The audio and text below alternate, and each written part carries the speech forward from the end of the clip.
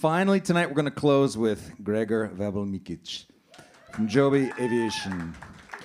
Gregor is a distinguished scientist, innovator, and compassionate leader shaping the future of aviation and technology. With a PhD in physics from the University of Ljubljana, he joined Joby Aviation in 2015, leading aerodynamics and flight physics. Awarded the prestigious AIAA Piper General Aviation Award, he oversees groundbreaking aircraft designs and leads over 70 engineers.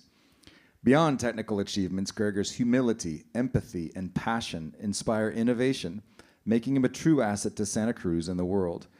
His leadership style fosters collaboration and innovation, encouraging his engineers to push beyond perceived limits while maintaining an unwavering commitment to quality and safety.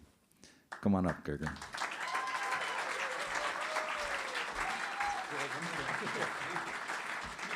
Thank you so much. Thank you. I'm so deeply grateful for this award. So thank you, Santa Cruz Works, and thank you, Joby Aviation, for this.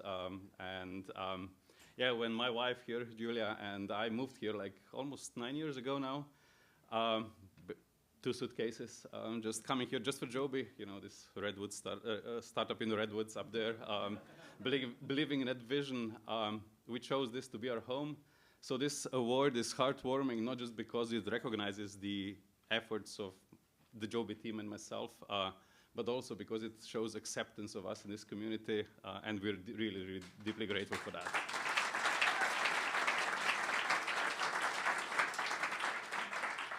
So I want to focus on 3 things that really matter on the journey to here.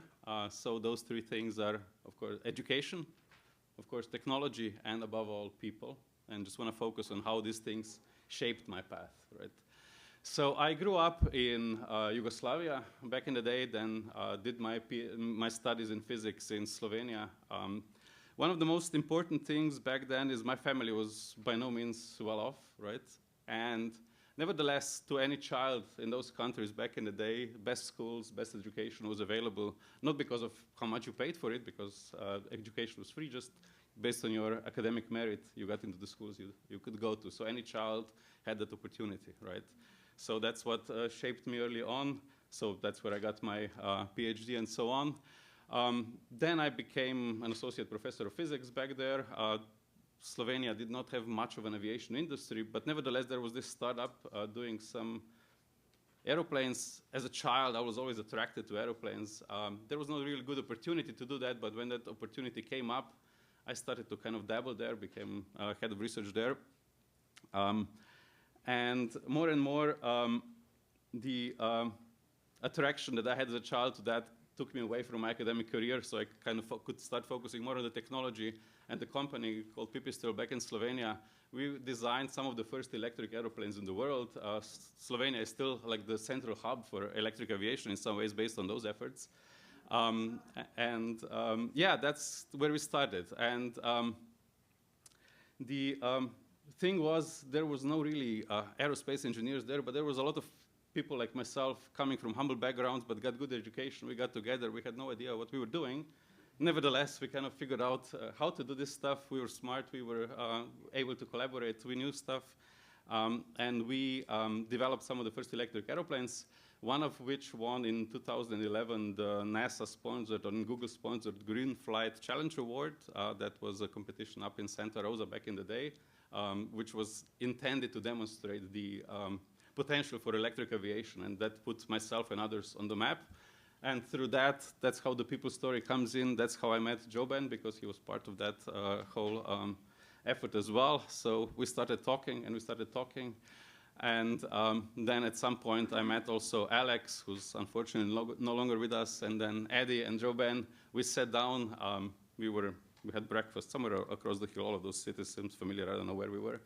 And then we started sketching airplanes, and that's where I realized, you know, this is the kind of people that I want to work with. They understood the potential for this new technology. They had the passion for it. They had the methods and understanding that I was seeking. So that's what convinced me, like, this is the kind of people I want to work with, and I was not wrong. And this is, you know, this is how I ended up here. So the most important part is what needed to happen. Starting from like electric airplanes, which were just like a conversion of traditional airplanes to electric power, was this understanding that this confluence of technologies, starting from electric propulsion to batteries, to computers, to algorithms, all of these technologies coming together redefine aviation. So we can think about aeroplanes in very different ways right now than we could do in the past. So this is kind of like a revolution of aviation, very similar to what happened when we went from piston engines to jet engines. So this is like this new technology breakthrough right now, and we're at the beginning of it. And this was the company that pushed the limits furthest forward. And I was not wrong on betting on them and could contribute to that, right?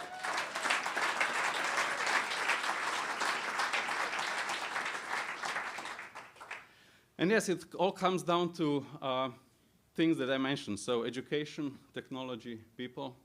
Education being really important. I would not be here if I was not offered this opportunity to get educated. And you know, I could easily fall through the cracks in a different system, right? But nevertheless, where I grew up made it happen, right? So education as a public good that's universally accessible is so key to fostering the talents, right? So this is like the most important thing.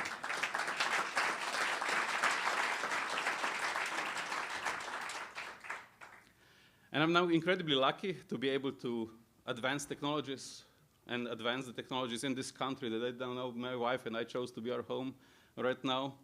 And then, yet again, when you look at what technology is enabling, it's of course enabling all of these breakthroughs and all of these new solutions that can happen. It is also enabling a huge accumulation of wealth. And that wealth can be used for good things, but unfortunately what we're seeing is it's being accumulated, and that is not always good, right? So that accumulation of wealth that comes from tech, as we can see, comes with power, and that power can influence policies, can influence the media, you know, social media, traditional media, all of that can be brought up and be influenced. It can buy politicians, it can buy elections, as we're seeing these days, right? So there is this kind of myth of, well, but we need this kind of system just because it fosters innovation, so we need this motivation of, you know, wealth accumulation as a motivator for technology development. And I claim that's a fallacy, right?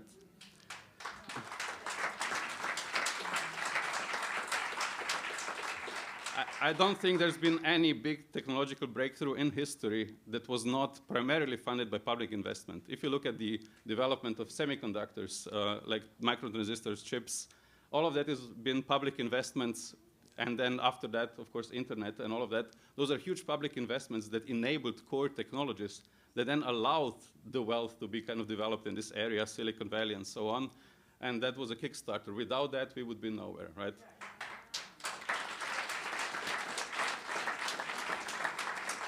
And if you look at, you know, looking back, NASA put people on the moon. That was a huge public investment to get to that point, right? We're seeing some billionaires these days kind of touting their magical space explorations. Well, some of them not even reaching orbit at this stage. And we're talking about 50 years later in technology development, all of this magical technology that could be used for good things, and yet we're kind of further behind than we were, you know, more than half a century ago, right? So technology can enable great things, right? How it enables great things and how we approach technology development, you know, those things do not necessarily have to be tied to the system we're operating in, right?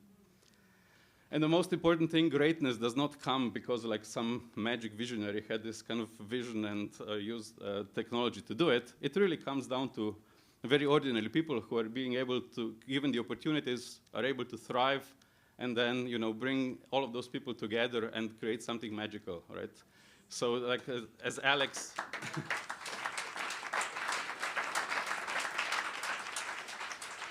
Just like Alex, Eddie, and Joban, when they embraced me early on and kind of convinced me to come here, then the team there with Julianne and Tina and Beth who are here, you know, made sure that we got like a really huge diversity and diverse talent pool that joined the company. And this is the strength, this kind of diversity of thought, that we can challenge ideas, that we kind of bring them all together and come from different backgrounds. That's what drives the best solutions and the best path forward. And this is really the core strength of this company. And just generally, diversity is key to progress.